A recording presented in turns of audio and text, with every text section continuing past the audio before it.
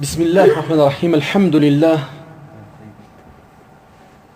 لله رب العالمين وأشهد أن لا إله إلا الله ولي الصالحين وأشهد أن محمدا عبده ورسوله صلى الله عليه وعلى آله وسلم تسليما كثيرا أما بعد. Donc bihamdillahi jalla jalaluhu, nous sommes au deuxième cours de Lamiyya. C'est une manzouma donc qui a été attribuée à Cheikh l'Islam Ibn Taymiyyah rahimahullah ta'ala. Le dernier cours, le cours précédent, nous avons donc parlé de façon concise, et ce n'était qu'une introduction de la manzouma. Aujourd'hui, bi'idhnillah azza wa jal, nous allons commencer et rentrer donc dans les abiyat, dans les vers. يقول المؤلف رحمه الله تعالى أو يقول الناظم رحمه الله تعالى: يا سائلي عن مذهبي وعقيدتي رزق الهدى من للهداية يسأل.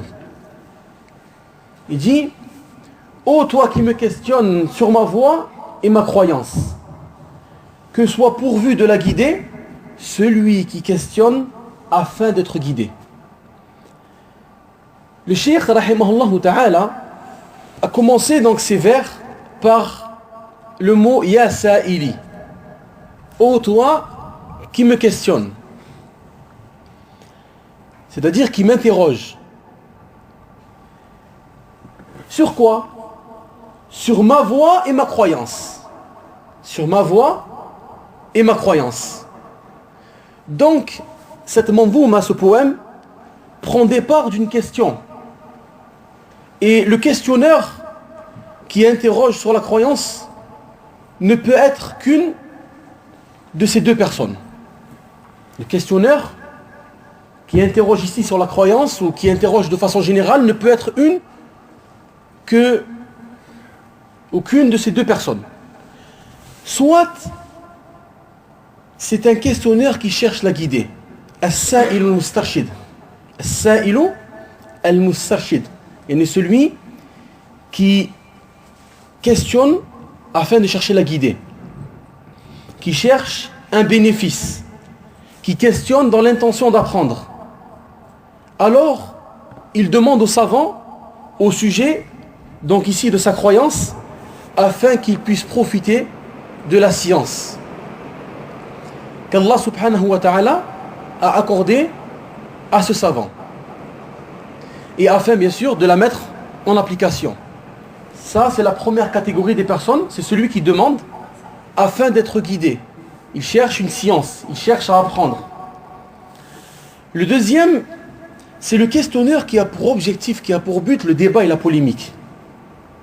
As-sa'ilul mujadil, celui qui questionne, mais son but n'est pas d'apprendre.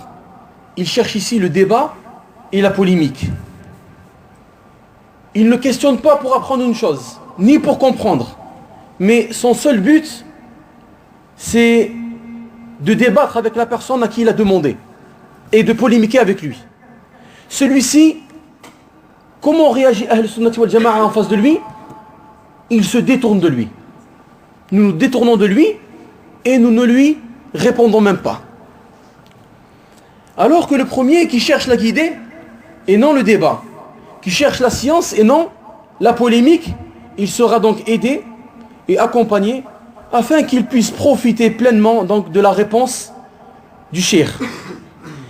Et il lui sera éclairci les points qui lui paraissaient ambigus, afin qu'il ne quitte ce savant qu'en ayant appris ce qu'il ignorait et compris ce qui lui paraissait pas clair, ce qui lui paraissait pas clair. Et bien sûr, ceci est un des plus grands moyens de s'entraider dans la crainte et dans la piété. Et ce qui apparaît ici est que ce questionneur qui a posé donc la question à Cheikh l'Islam Ibn Taymiyyah rahimahullah ta'ala fait partie bien sûr de la première catégorie. D'où la réponse du Cheikh Ibn Taymiyyah rahimahullah ta'ala rahmatan wasi'a. Donc il dit Ya sa'ili, ô toi qui me questionne an madhhabi wa aqidati, donc sur ma voie et ma croyance. Madhhabi, ici, il y a deux possibilités de comprendre ce mot. Il y a deux éventualités. Il est possible que ce qui est voulu par le cheikh ici, c'est al-madhhab fi al-furu', al-madhhab al-fiqhi. Donc, le madhhab dans la jurisprudence, dans le fiqh.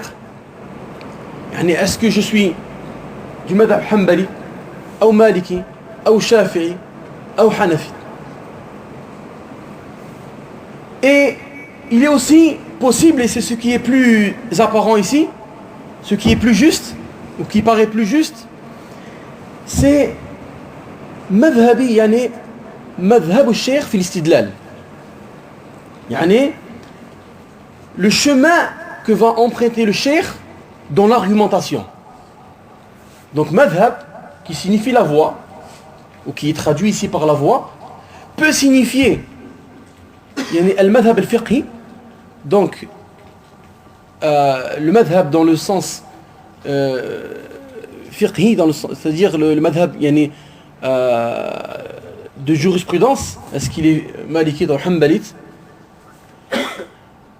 ou madhhab, c'est-à-dire la voie que j'emprunte pour argumenter dans ma croyance, d'où je puise mes preuves. C'est quoi ma voie pour me fournir en preuve afin que je puisse argumenter dans ma croyance.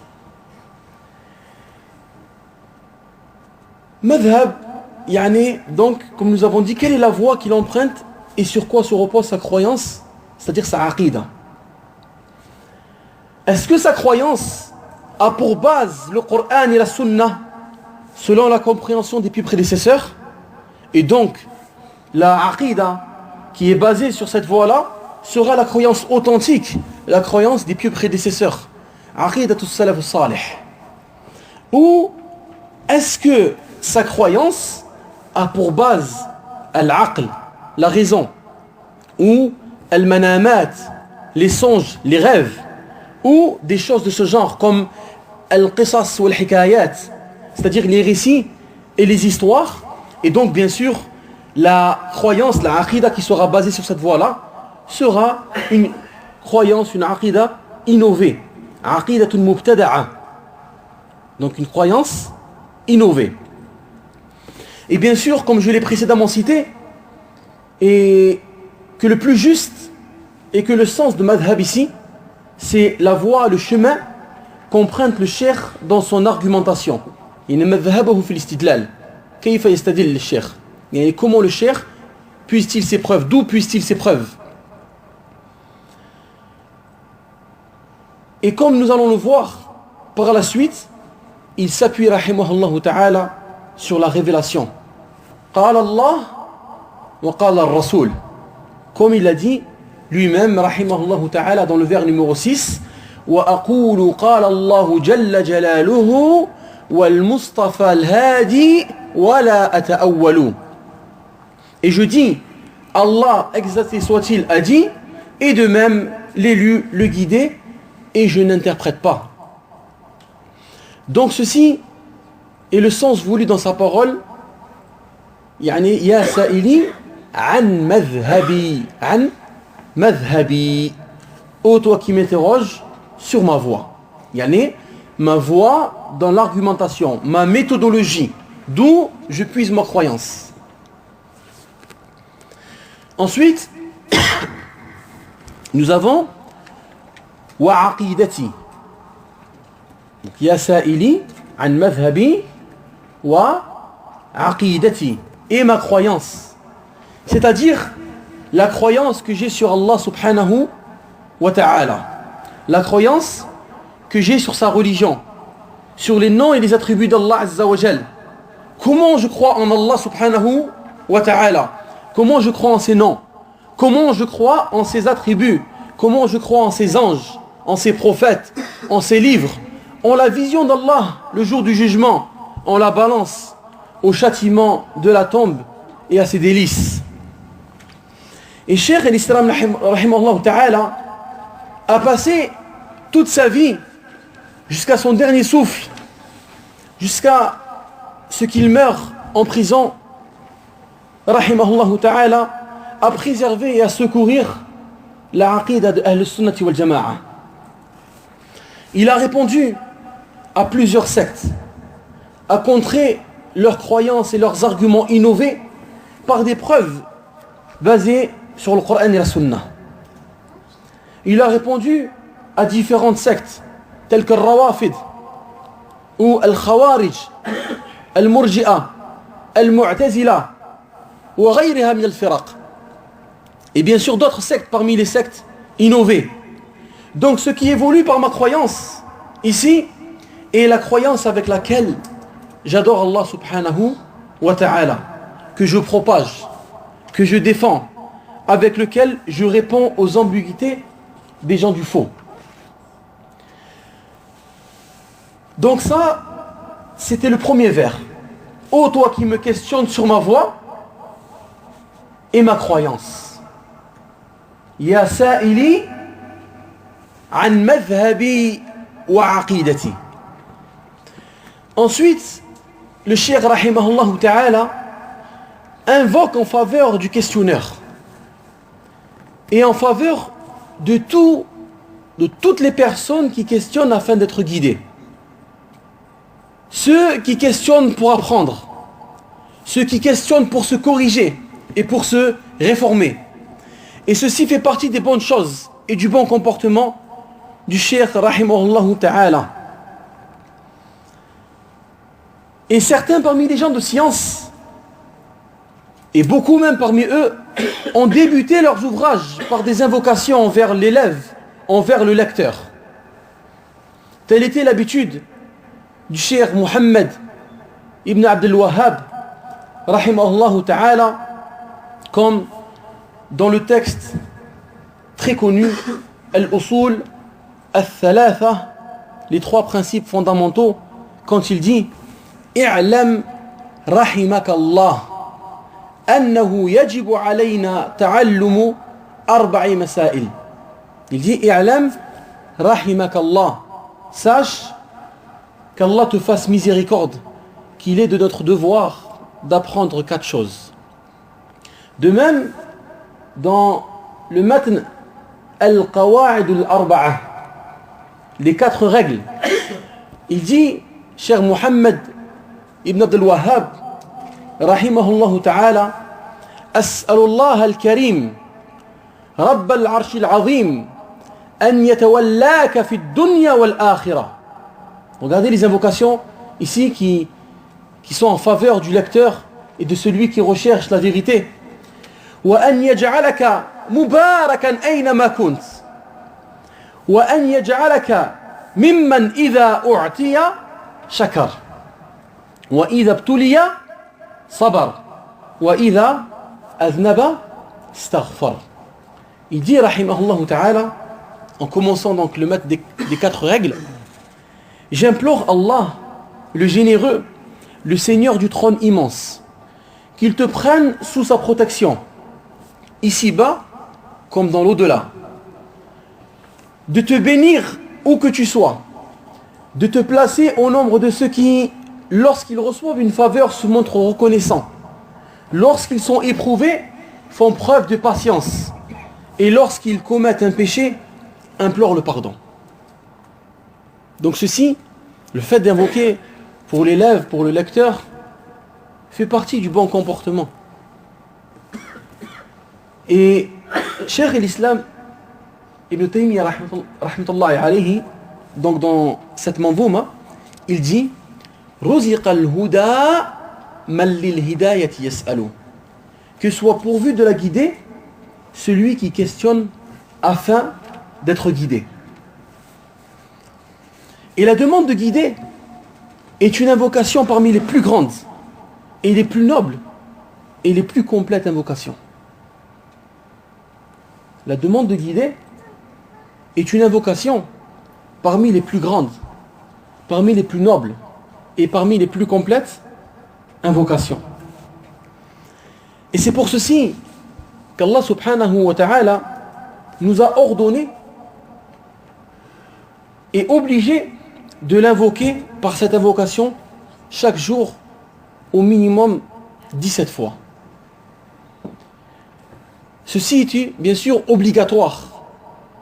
Au minimum 17 fois. Nous demandons Allah subhanahu wa ta'ala al-hidayah, la guider. Dans la sourate Al-Fatiha. Et ceci bien sûr par rapport au nombre de rak'at dans les prières obligatoires. 2 pour le Fajr, 4 pour le Dhuhr, 4 pour l'Asr, 3 pour le Maghrib et 4 pour Salat al-Isha. Ce qui fait 17 rak'at. Et nous disons bien sûr dans chaque rak'at Ihdina as-sirat al-mustaqim. Ihdina sirat al-mustaqim. Nous demandons à Allah subhanahu wa ta'ala la guider. Guide-nous sur le droit chemin. Allah azza wa jal a obligé ceci à ses serviteurs. Et ceci est une grande preuve prouvant l'importance de cette invocation. Et cette invocation est en faveur de celui qui questionne. Donc l'invocation de Cheikh ici, Ruziq al-Huda, man lil hidayati yas'alu. Que soit pourvu de la guider celui qui questionne afin d'être guidé.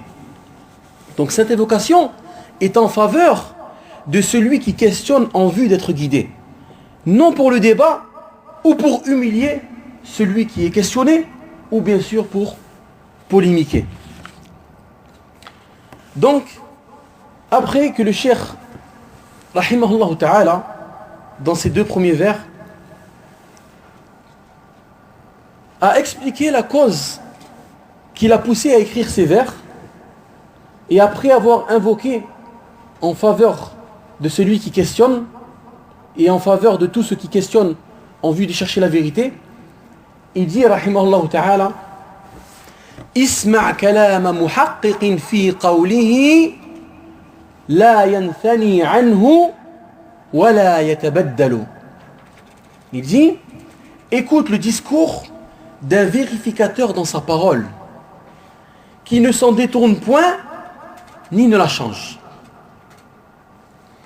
Isma', qui veut dire écoute, vient au début d'une phrase ou d'une parole très importante, afin que celui qui écoute donne beaucoup d'attention ou prête beaucoup d'attention et d'importance à ce qui va suivre. Comme le mot i'lam, sache. Cheikh ici veut dire ô toi qui écoutes, sache que toutes les informations qui vont suivre après sont des informations d'une très grande importance. Bien sûr parce que celle-ci est en relation directe avec la croyance de Cheikh al-Islam Ibn Taymiyyah, qui n'est d'autre que la croyance de Ahl al-Sunnati wal Jama'a, donc la croyance des pieux prédécesseurs.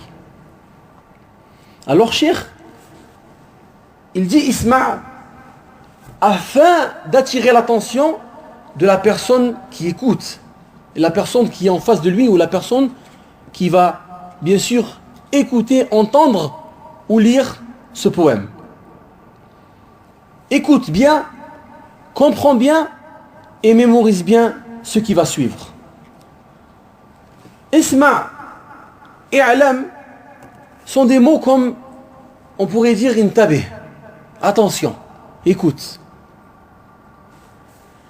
Va suivre des paroles très très importantes. Comme dans la parole d'Allah subhanahu wa ta'ala, quand il dit Fa'lam annahu la ilaha illallah. Sache qu'en vérité, il n'y a point de divinité méritant l'adoration si ce n'est Allah. Donc, Isma', on vient ici pour montrer l'importance des paroles qui vont suivre. Pour montrer l'importance des paroles qui vont suivre.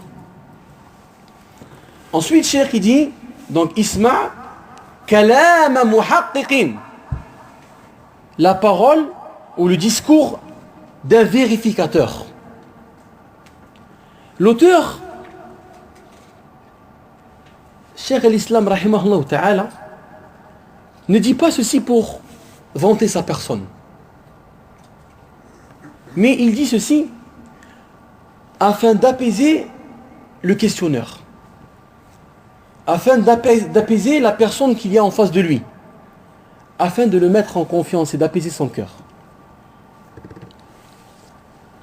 Quand Cheikh il dit Isma' kalam muhaqqiqin, attention, Cheikh ici ne veut pas vanter sa personne, ne veut pas faire des éloges à sa propre personne. Il veut simplement mettre en confiance la personne en face de lui et lui faire comprendre que ce que je vais te dire la chose sur laquelle tu m'as questionné, j'ai étudié ceci, je maîtrise ce sujet-là, donc je vais te le dire et prends-la sans crainte. Et prends-la sans crainte. C'est pour apaiser la personne qu'il y a en face de lui. Comme la parole de Youssouf alayhi salam quand il dit Inni hafidhun alim. Quand Youssouf alayhi salam dit je suis bon gardien et connaisseur. Il n'a pas voulu ici vanter sa propre personne, mais il veut mettre en confiance la personne qu'il y a en face de lui. Ou comme la parole de Ibn Mas'ud. Et bien sûr, les textes dans ce sens-là sont très nombreux dans le Coran et dans la Sunna. Quand Ibn Mas'ud radiyallahu anhu il dit Wallahi alladhi la ilaha ghayruh ma unzilat suratun min kitabillah illa ana a'lamu ayna unzilat. Wa la unzilat ayatun min kitabillah illa ana a'lamu fima unzilat. ولو أعلم أحدا أعلم مني بكتاب الله تبلغه الإبل لركبت إليه. قال ابن حجر رحمه الله تعالى في الفتح يقول وفي الحديث جواز ذكر الإنسان نفسه بما فيه من الفضيلة بقدر الحاجة.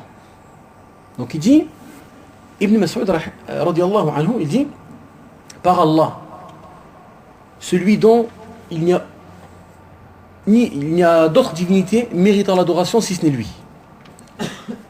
Il n'est pas descendu une sourate dans le livre d'Allah sans que je sois plus savant du lieu où elle fut révélée. Et il n'y a pas un verset du livre d'Allah qui a été révélé sans que je sois plus savant à propos de qui il fut révélé. Et si je connaissais quelqu'un de plus savant que moi sur le livre d'Allah, qui serait atteignable à chameau, alors je voyagerai vers lui. Ibn Hajar, rahimahullah ta'ala, dans l'explication de l'authentique de Bukhari, qui s'appelle Fath al-Bari, il dit à la suite de ce hadith, nous tirons de celui-ci l'autorisation du fait qu'une personne a le droit de rappeler les mérites qu'il y a en lui selon le besoin. Une personne a le droit de rappeler le mérite qu'il y a en lui selon le besoin. Selon le besoin. Donc, Cheikh l'Islam rahimahullah ta'ala n'a pas voulu ici se vanter et faire l'éloge de sa propre personne. Lakin il a voulu ici apaiser en disant Isma' kalam muhaqqiqin fi qawlihi. Écoute le discours d'un vérificateur dans sa parole. Il n'a pas voulu se vanter, mais il a voulu apaiser la personne en face de lui et lui dire que le sujet sur lequel tu m'as questionné, donc qui est sur ma croyance, je l'ai étudié, je le connais, et donc je vais te l'enseigner, prends-le sans aucune crainte.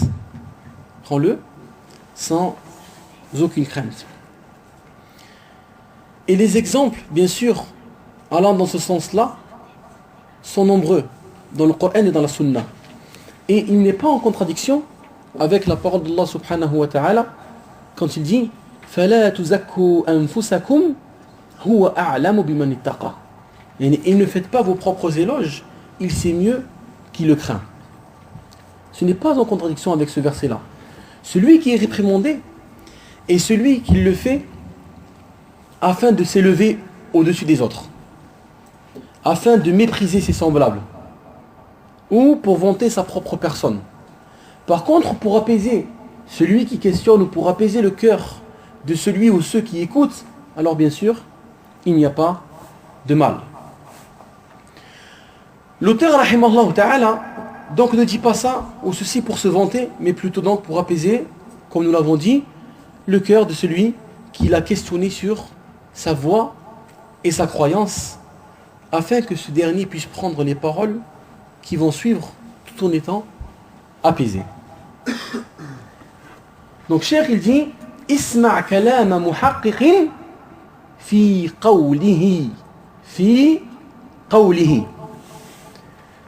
c'est-à-dire dans sa parole.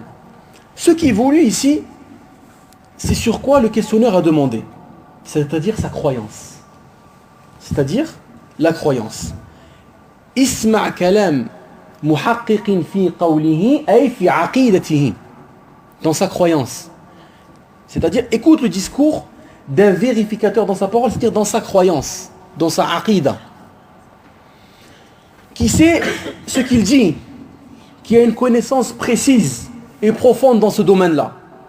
Et bien sûr, si, bien sûr, comme nous l'avons dit, si ce poème est réellement de Cheikh al-Islam Ibn Taymiyyah, alors, bien sûr, sans aucun doute, il fait partie des muhaqqiqoun, des vérificateurs, des gens qui sont savants dans le domaine de la croyance, qui ont une connaissance sur ces sujets, donc de la aqida très précise, connaisseurs des ambiguïtés des gens de l'innovation et connaisseurs des réponses à ces ambiguïtés. Ensuite, il dit, rahimallahu ta'ala, donc après avoir dit Isma' kalama muhaqqiqin fi qawlihi, il dit La yanfani anhu wa la yatabaddalu. La yanfani anhu wa la yatabaddalu.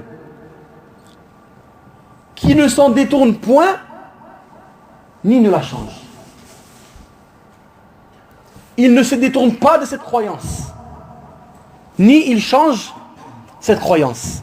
Il est ferme, il est sûr de lui, il est sûr de cette croyance. Pourquoi? Car c'est un vérificateur, c'est un muhaqqiq, c'est une personne qui a connaissance du sujet. Alors, il ne se détournera pas de cette croyance. La yanthani anhu wa la yatabaddalu, et il ne la changera pas. Et ces deux caractéristiques, c'est-à-dire le fait de ne pas se détourner, de rester ferme dans la croyance et de ne pas la changer, ces deux caractéristiques sont spécifiques aux gens de la sunna. Elles sont spécifiques à qui? Aux gens de la sunna.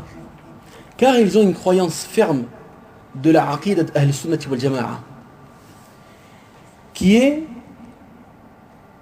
claire et ne se contredit pas. Cette croyance est basée sur des preuves du Coran et de la sunna du prophète Muhammad sallallahu alayhi wa sallam.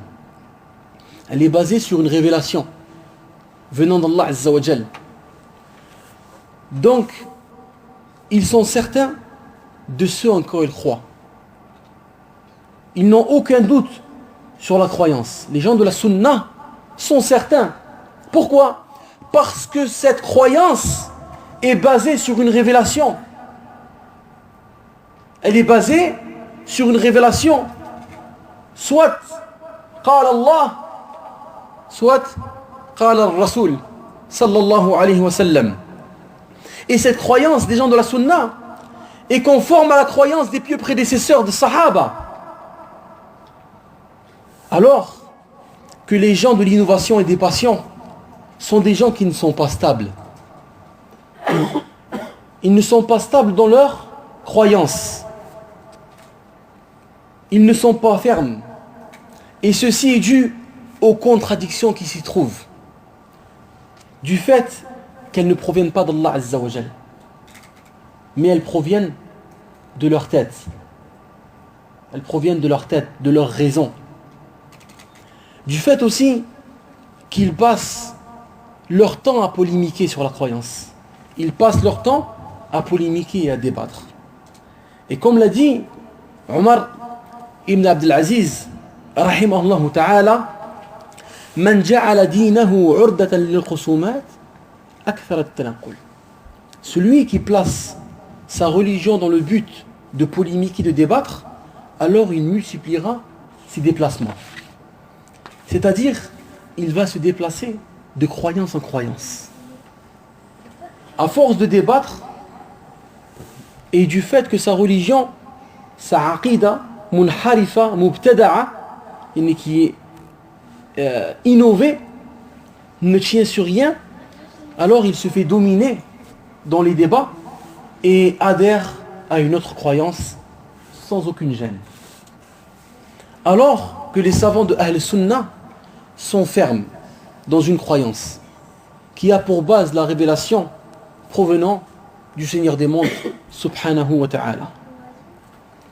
فرحم الله الإمام مالك ابن أنس لما جاءه ذاك الرجل صاحب الهوى قال يا مالك أريد أن أجادلك. قال مالك ابن أنس رحمه الله تعالى فإن غلبتك قال أتبعك. قال فإن غلبتني قال تتبعني. قال فإن جاء ثالث فغلبنا قال نتبعه.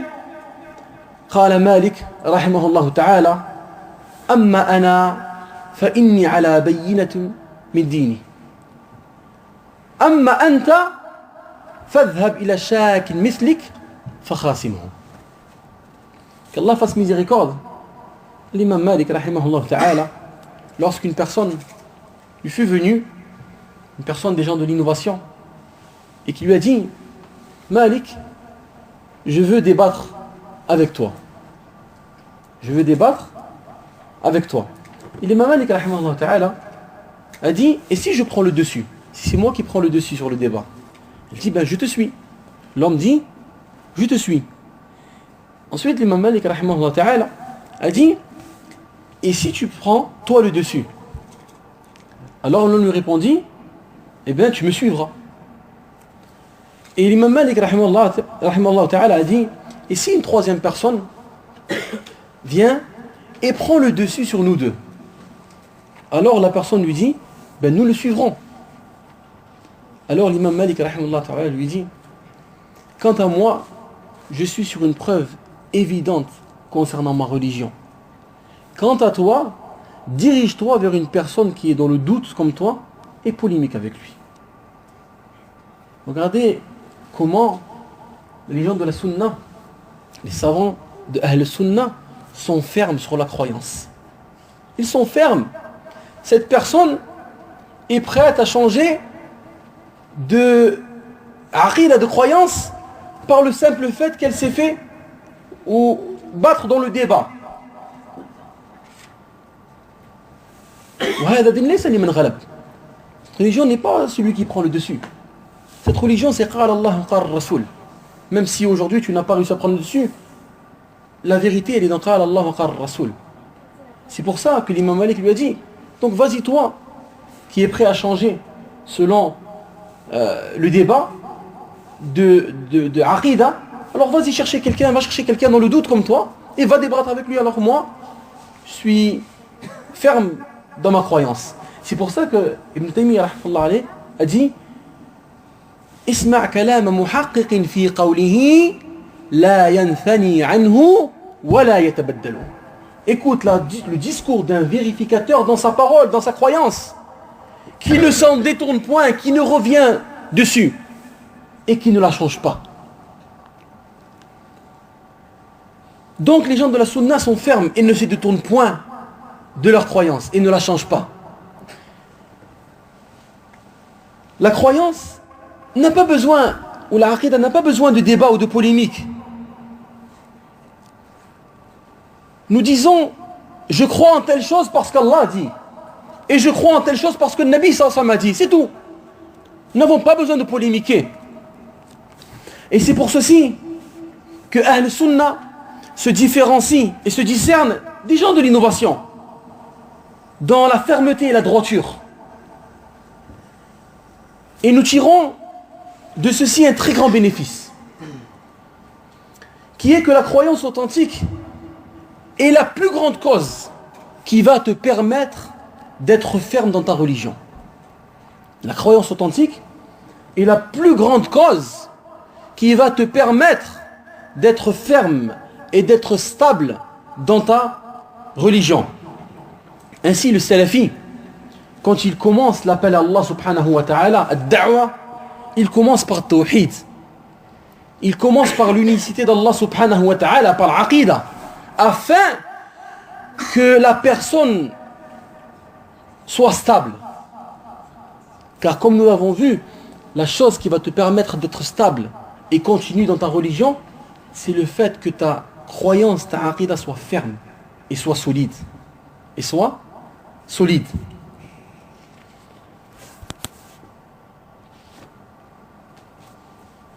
Donc ceci étaient les deux premiers vers.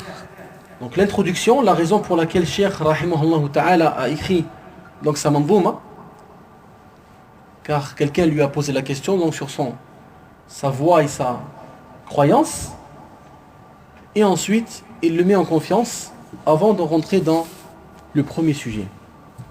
Avant de rentrer dans le premier sujet, qui est la croyance des gens de la sunna sur les compagnons du prophète Mohammed sallallahu alayhi wa sallam. La croyance des gens de la sunna sur les compagnons du prophète sallallahu alayhi wa sallam. Le premier point dont va parler Cheikh ici, dans sa mandouma, al-Lamiyya, est donc aqidatu Ahl Sunnati wal Jama'a fi ashab al-Nabi sallallahu alayhi wa sallam.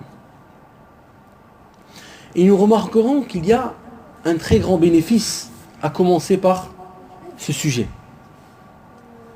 qui est donc l'amour et la croyance correcte envers les compagnons du prophète. Et ce point-là est un point déterminant, car il est impossible à une personne, ou il est impossible qu'une personne ait une croyance saine alors qu'il est négligent ou qu'il a des failles ou rejette ce point-là. Pourquoi Cheikh rahimahullah ta'ala a commencé par ce point? Ceux qui nous ont transmis, les personnes qui nous ont transmis cette croyance, cette aqidah, ce sont les compagnons du prophète sallallahu alayhi wa sallam. Et en les détestant ou en leur donnant un rang faible, un rang qu'ils ne méritent pas, alors nous allons forcément rejeter leurs paroles. Et nous allons forcément rejeter, bien sûr, leurs récits. Et par conséquent, nous allons rejeter la croyance. Car c'est eux qui nous transmettent la croyance authentique. Et donc, en les détestant, nous allons bien sûr rejeter leurs paroles et donc rejeter la aqidah.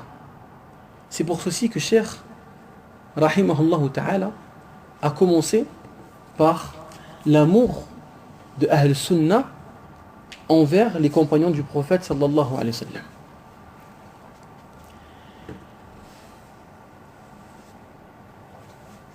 En les détestant et en rejetant leurs paroles, cela reviendrait aussi à démentir la parole d'Allah subhanahu wa ta'ala.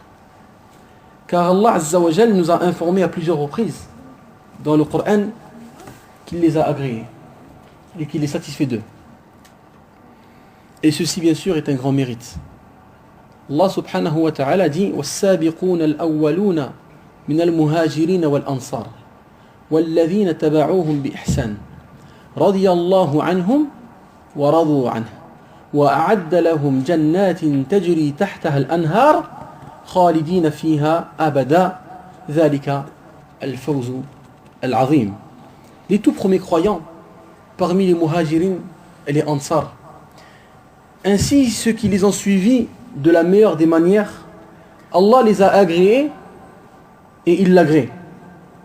Il a préparé pour eux des jardins sous lesquels coulent des ruisseaux et ils y demeureront éternellement.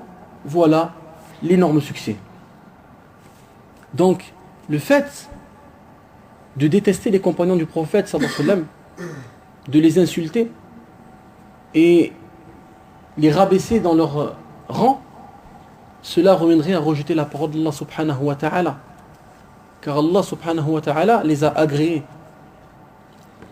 Et parmi les mérites aussi des compagnons et qu'Allah azza wa jal les a rappelés et a fait leur éloge en bien dans le Coran. Et bien plus encore, Allah subhanahu wa ta'ala a fait leur éloge dans les livres qui ont été révélés avant le Coran. Il a fait leur éloge subhanahu wa ta'ala dans la Torah qui a été révélée à Moussa et dans l'Injil qui a été révélé à Isa alayhi assalam, avant même que les compagnons existent, avant même qu'ils marchent sur la surface de la terre. Comme l'indique la parole d'Allah subhanahu wa ta'ala, Muhammadun Rasulullah والذين معه أشداء على الكفار ورحماء بينهم تراهم ركعا سجدا يبتغون فضلا من الله ورضوانا سيماهم في وجوههم من أثر السجود ذلك مثلهم في التوراة ومثلهم في الإنجيل كزرع أخرج شطأه فآزره فاستغلظ فاستوى على سوقه يعجب الزراع ليغيظ بهم الكفار وعد الله الذين آمنوا وعملوا الصالحات منهم مغفرة وأجرا عظيما. Donc la traduction rapprochée de ce verset est Mohammed est le messager d'Allah. Et ceux qui sont avec lui sont durs envers les mécréants et miséricordieux entre eux. Tu les vois inclinés, prosternés, recherchant d'Allah grâce et agrément. Leurs visages sont marqués par la trace laissée par la prosternation. Telle est leur image dans la Torah et leur image dans l'Injil. Telle une semence qui sort, ça pousse, puis se raffermit, s'épaissit et ensuite se dresse sur sa tige à l'émerveillement des semeurs. Allah, par eux, a rempli de dépit les mécréants. Allah a promis à ceux d'entre eux qui croient et font de bonnes œuvres un pardon et une énorme récompense. Il faut savoir, une chose très importante à savoir, que chaque œuvre que nous pratiquons aujourd'hui dans notre religion, les compagnons ont une part de récompense. Car ce sont eux qui nous ont transmis cette religion. Et les critiquer, il reviendrait à critiquer la religion d'Allah subhanahu wa ta'ala. Comme il est dit, at-ta'nu fi an-naqil ta'nun fil manqul. La critique sur le transmetteur revient à critiquer le message qui a été transmis. Fa-ta'nu fi as-sahaba ta'nun fi ad-din. Donc le fait de critiquer les compagnons du prophète sallallahu alayhi wa sallam revient à critiquer la religion d'Allah azza wa jal. Et avant d'expliquer bien sûr les deux vers, pour lundi incha'Allah, avant d'expliquer ces deux vers qui concernent les compagnons, quand il dit, Cheikh al-Islam rahimahullah ta'ala, حب الصحابة كلهم لي مذهب ومودة القربى بها أتوسل ولكلهم قدر على وفضائل لكنما الصديق منهم أفضل. L'amour de tous les compagnons est pour moi une voie. Et par l'amour des proches, c'est-à-dire des proches du prophète sallallahu alayhi wa sallam, je cherche l'intercession.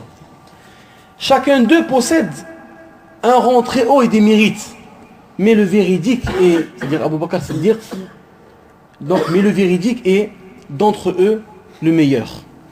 Avant de commencer à expliquer ces deux vers, nous allons expliquer la définition de, et nous finirons par ceci, bien sûr, du sens au niveau religieux de Sahaba. Que veut dire As-Sahaba? Bien sûr, il y a plusieurs définitions qui ont été données par les savants de la Sunna. Là, celle que nous avons choisie, c'est celle qui a été rappelée par Cheikh Zayd al-Madkhali, rahimahullah ta'ala, dans son explication de l'Amiyya, quand il dit As-Sahaba huwa man laqiya an-nabiy sallallahu alayhi wa sallam mu'minan bihi wa mata ala dhalik wa law takhallala dhalika riddatun ala al-asah. Il dit le compagnon est celui qui a rencontré le prophète sallallahu alayhi wa sallam tout en croyant en lui et qui est mort dans cet état, même s'il y a eu entre-temps de l'apostasie, selon l'avis le plus juste des gens de science. Wa aktafi bihadha al-qadr wa usalli wa usallim ala nabina Muhammad wa ala alihi wa sahbihi ajma'in wa barakallahu fikum.